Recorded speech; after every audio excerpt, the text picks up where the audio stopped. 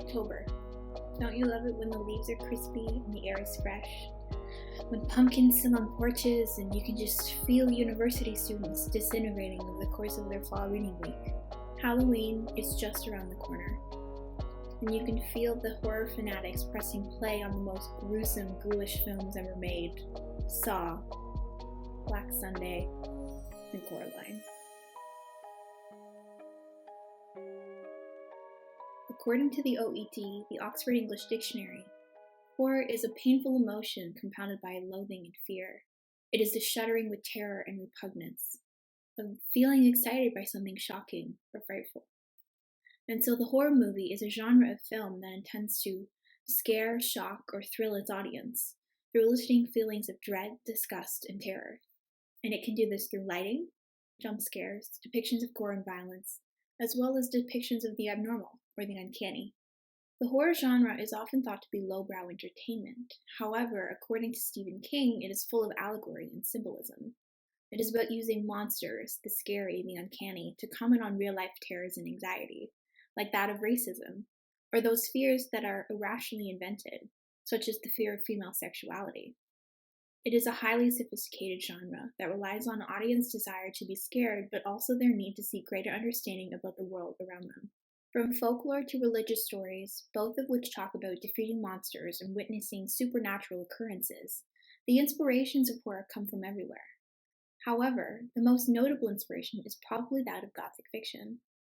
Gothic fiction is about wrestling with the tensions between the Dark Middle Ages and the Enlightenment, where the hand of the past reaches into the present.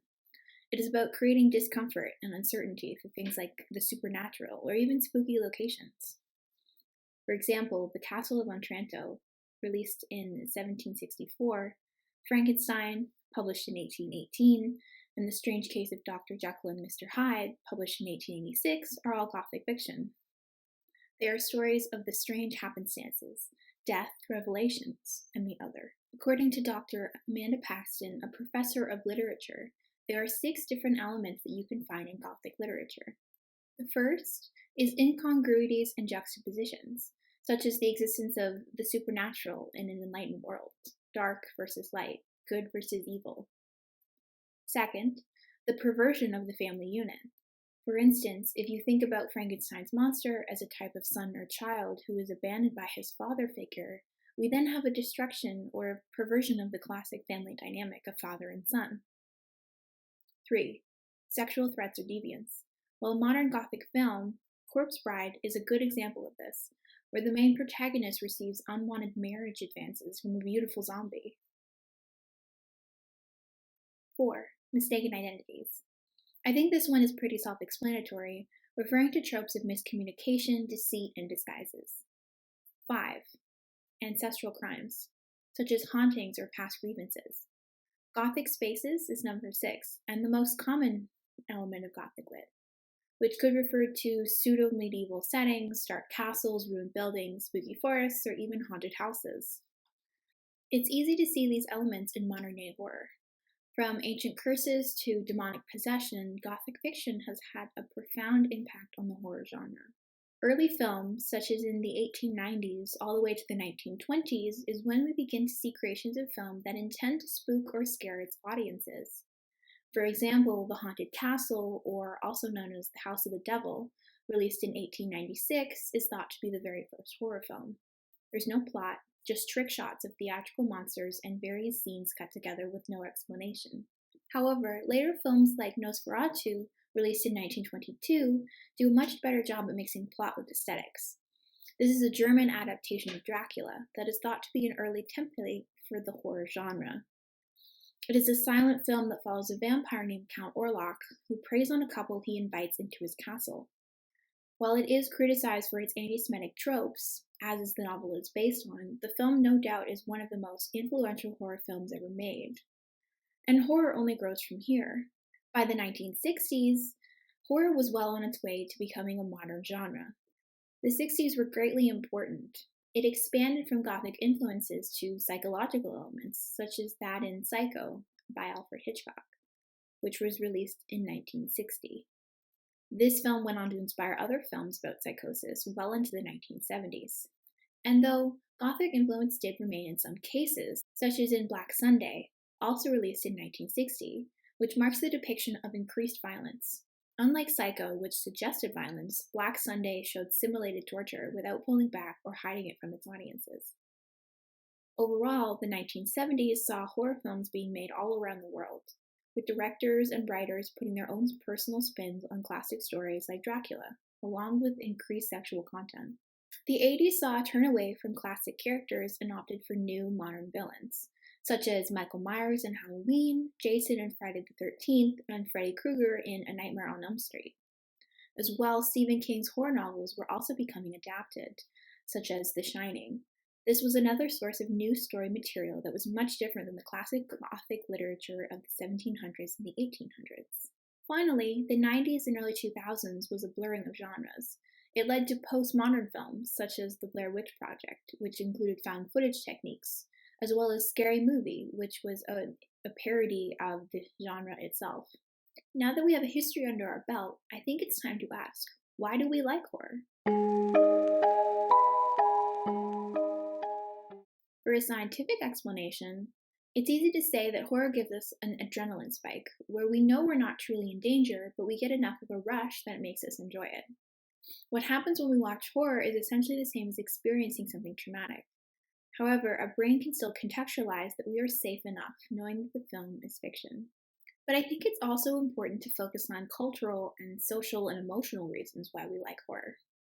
First off, horror is about experiencing fear and conflict from a comfortable distance. We can allow ourselves to feel frightened in a safe space and release emotions. Overall, it's cathartic. Take, for example, The Exorcist, which was released in 1973. It's a classic horror film that relies on body horror, jump scares, and stark atmosphere to spook its viewers, giving the audience a space to feel fear and work through anxieties. 2. We love to know about the human condition, including those that are dark, twisted, or abnormal, perhaps the minds of villainous characters. We have a fascination with the abnormal or the macabre. Take, for example, The Silence of the Lambs, in which we are subjected to the psychology of the villain and investigate why he is the way he is. 3. It puts us into new places and allows us to be in the shoes of protagonists who live in alternate realities. Horror allows escapism from the everyday. Take, for example, The Walking Dead, an apocalypse narrative that places everyday people into extraordinary, terrifying circumstances. We can see the world in a new way and forget about our own problems. Finally, we like to see the triumph of heroic characters overcoming difficult circumstances. Their victories over the most horrific events can be almost relaxing and impactful for us. The idea of defeating evil brings us relief, and we like this relief that comes with solving problems. The movie Ready or Not, the protagonist survives the night and defeats the elite upper-class family that subjects her to violence and torture. Though it was touch and go for a while, she eventually makes it out. And here, the higher the stress for the audience, the bigger relief we get when it's over. To summarize, we have 1. A scientific explanation. It gives us an adrenaline rush. 2. It gives us catharsis and stimulation. 3. We have a fascination with the abnormal. And 4. It puts us into the places of new people. It's an escapism from the everyday. And 5. It gives us a chance to feel relief at defeating evil. But not everyone likes horror. We must also consider some of the negative psychological effects, such as anxiety and uneasiness that can occur post-film. Joanne Cantor did a study that looked at student papers, which explore the students' heightened fears and anxieties in their real life, after consuming horror films and other frightening movies as children and as adults. She found that out of 500 students, about 91% of them wrote about fictional media, such as Jaws, Poltergeist, The Blair Witch Project, and Scream, rather than real-life news content or documentaries. And despite their fictionality, many students reported having trouble sleeping post-film, as well as doing everyday activities, like camping, swimming, being home alone, for an extended period of time, due to the events in the films. Here, anxiety and irrational fears are clearly some of the negative effects that result from horror movies, showcasing that they do not always give us positive effects. Furthermore, seeing oneself misrepresented, stereotyped, and constantly victimized or villainized by a specific genre of film may be a turnoff. For example, women characters in horror films are often subjected to violence, placed in competition with each other. For example, the final girl trope, where only one can live. And as well, they are also subjected to the male gaze and objectification. See Ripley from Alien fighting evil in her underwear. And according to Carly Adney, she says that the horror film genre has been historically been labeled male-driven and male-centered, portraying women as victims ripe for possession or sexual assault. As such, it makes sense that women are less likely to watch horror movies than men, and perhaps it's because they're constantly frustrated with the depictions of themselves on screen. Studies also suggest that because women feel more anxiety in their real life with other misogynistic cultures that exist, that they feel the less of a need to subject themselves to anxiety-driven horror films. In addition to women, Black folks are also victimized, often the first to die, and they are tokenized, though this is not limited to the horror genre. Black folks are often dehumanized or alienated by many movie genres, including horror.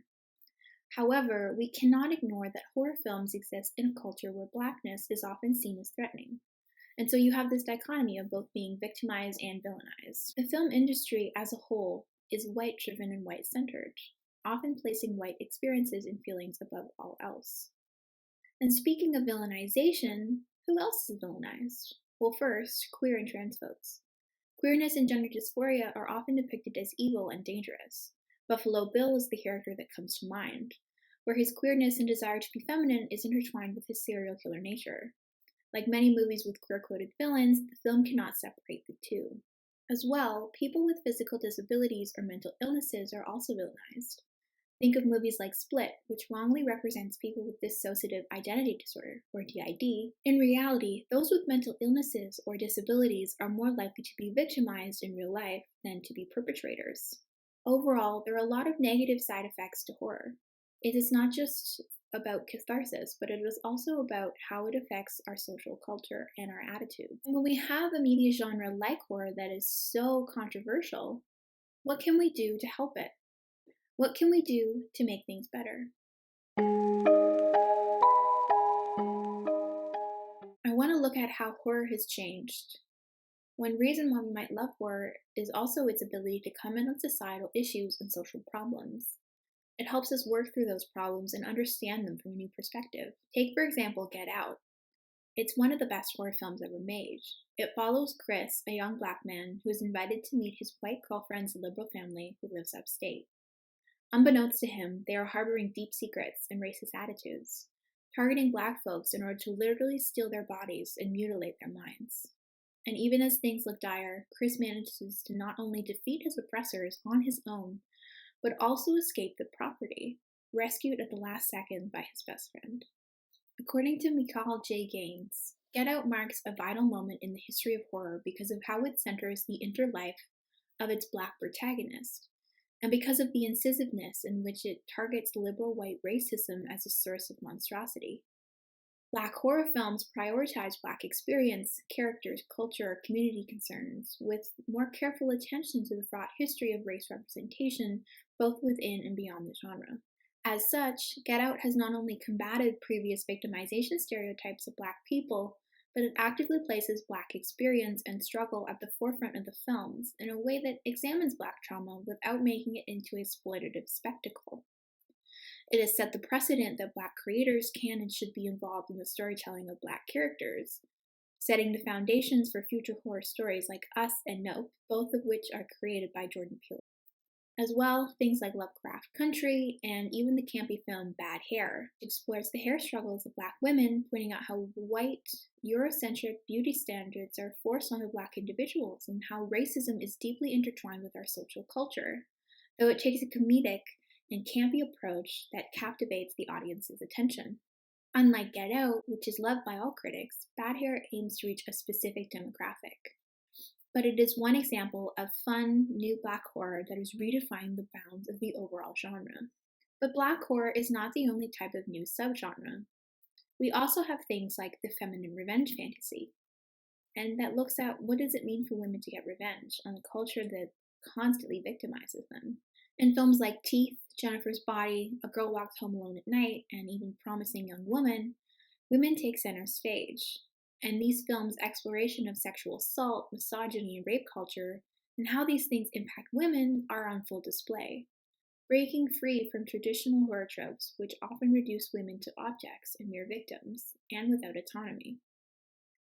However, they do not escape the tropes completely. Before enacting their revenge fantasy, these protagonists are subject to traumatic events and the cultures that the very film attempts to criticize. Like in Get Out, it is only through suffering first do these characters get to rise against their oppressors. Promising Young Woman especially is argued by critiques and viewers to fall flat as a feminist film because, spoilers, its protagonist, Cassie, is murdered at the end of the movie as a result of her desire for revenge. While it showcases how rape culture is a powerful force that cannot always be overcome, refusing to shy away from the dark horrors of what it means to live as a woman and thus inviting feminist discussion, how can a film claim to be about empowerment when clever, determined Cassie can't even get away with her own fantasy? But regardless of feminist discourse, these films do signal a new branch of horror that is told from the female perspective, albeit white and straight women, but it does attempt to reinvent what it means to be a victim in a horrifying circumstance. In conclusion, horror is allegorical. It is cathartic. It's sublime.